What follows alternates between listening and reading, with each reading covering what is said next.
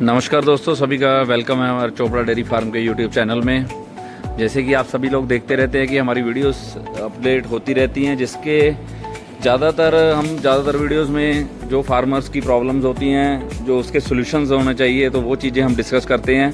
या जो कोई मेडिसिन या फिर कोई सप्लीमेंट्स ऐसी होती हैं, फीडिंग के बारे में डिटेल होती है, वो ज़्यादातर चीज़ें हम शेयर करते रहते हैं कि आपको भी कोई भी फार्मर को कैसी भी समस्या कभी भी आ सकती है। डेयरी फार्मिंग तो ऐसा ही धंधा है, क्योंकि जहां आप हरदम सीखते भी रहते हैं और किसी के पास अगर नॉलेज हो, कोई हमारा मतलब चीज़ ऐसी है जो हमने अनुभव की हुई है, तो वो आपके साथ शेयर भी करते रहते हैं। तो आज उसी चीज़ पे डिस्कस कर रहे हैं हम बात, क्योंकि आज का जो हमारा टॉपिक रहेगा वो जैसे ताज़ी गाय बच्चा देने के बाद उसकी जेर अगर गिर जाए तो अच्छा है, अगर नहीं गिरे तो क्या क्या उसके आपको करना चाहिए। और क्योंकि एक बार जब गाय ब्याह जाती है, जब बच्चा देती है, तो जेर गिराना उसके लिए सबसे ज़्यादा ज़रूरी काम होता है उस टाइम 24 घंटे में।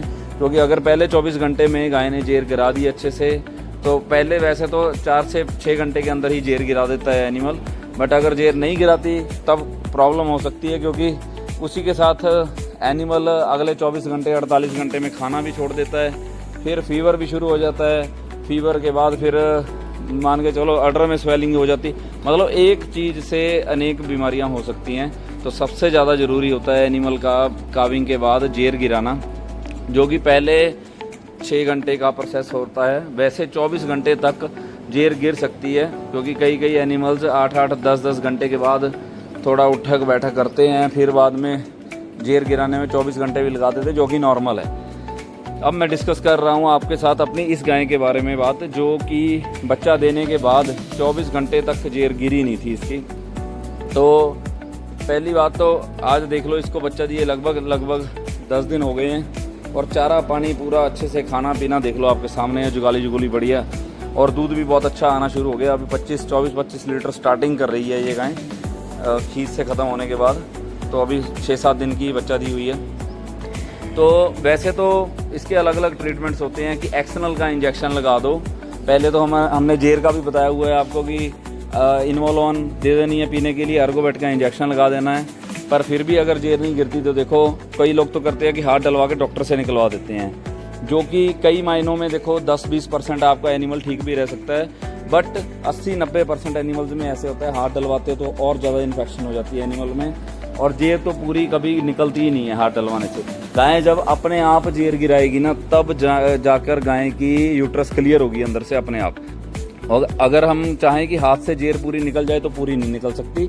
हाँ, डॉक्टर दवाई रख देते हैं, अंदर ट्यूब छोड़ देते हैं, उससे धीरे धीरे करके गाय की जेर गल के बाहर आती है, जो कि उसको भी काफ़ी नुकसानदायक है। गाय का BCS लो हो जाता है और जेर बार बार गिरने से बदबू आने लगती है, तो ये चीज़ें थोड़ी हो जाती हैं।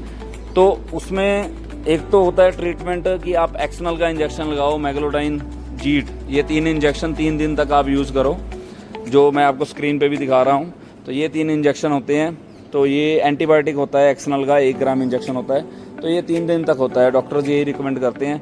बट इस गाय के ऊपर मैंने जो यूज़ किया उसके बारे में आपको बताता हूँ। ये आप स्क्रीन पर देख लो, ये है एक्सीड का इंजेक्शन।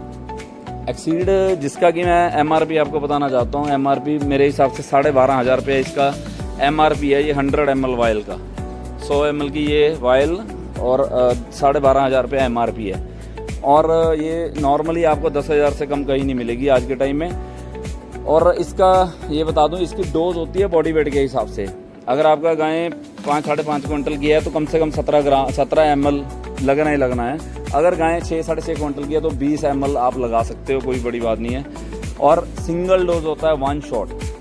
तो ये हमने एक बार सिंगल डोज लगा दी, जिस दिन गाय बच्चा दी है उसके 24 घंटे के अंदर वेट किया, जेर नहीं गिरी।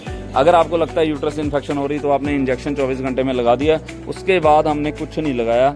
और 6-7वें दिन गाय ने जेर अपने आप पूरी निकाल के बाहर फेंक दी। कोई हमने हाथ नहीं डलवाया, कोई हमने और ट्रीटमेंट नहीं किया। गाय खाना पीना भी अच्छा कर रही है, दूध भी बढ़ा रही है। नहीं तो पहले हम जो करते थे ट्रीटमेंट, तो उससे कई बार गाय खाना भी छोड़ देती थी। जेर हाथ से निकालने से इन्फेक्शन भी ज़्यादा हो जाती थी, और रिकवर करने में गाय को 1 से 1.5 महीना लग जाता था। तो दूध भी इस बीच में कम रहता था। तो ये चीज़ें बहुत प्रॉब्लम करती थी, तो जो कि अब ठीक है, बहुत बढ़िया है।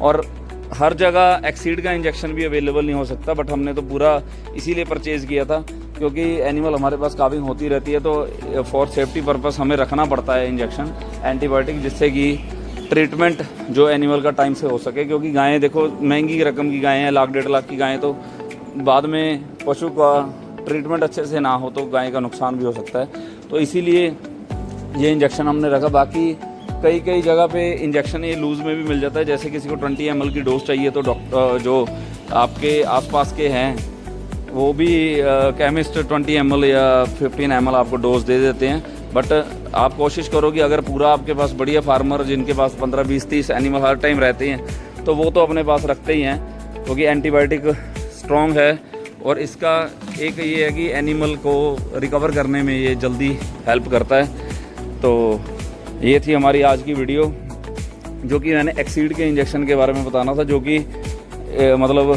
काफ़ी महंगा इंजेक्शन है और इसकी एक डोज एनिमल को पूरा रिकवर कर देती है। तकरीबन पूरा 1 हफ्ता इसका असर रहता है। एनिमल की जेर जूर क्लियर होने के बाद एनिमल रिकवर करना स्टार्ट कर देता है।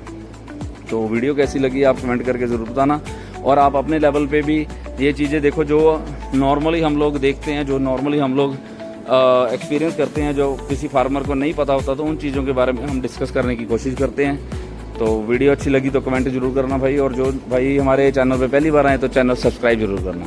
धन्यवाद।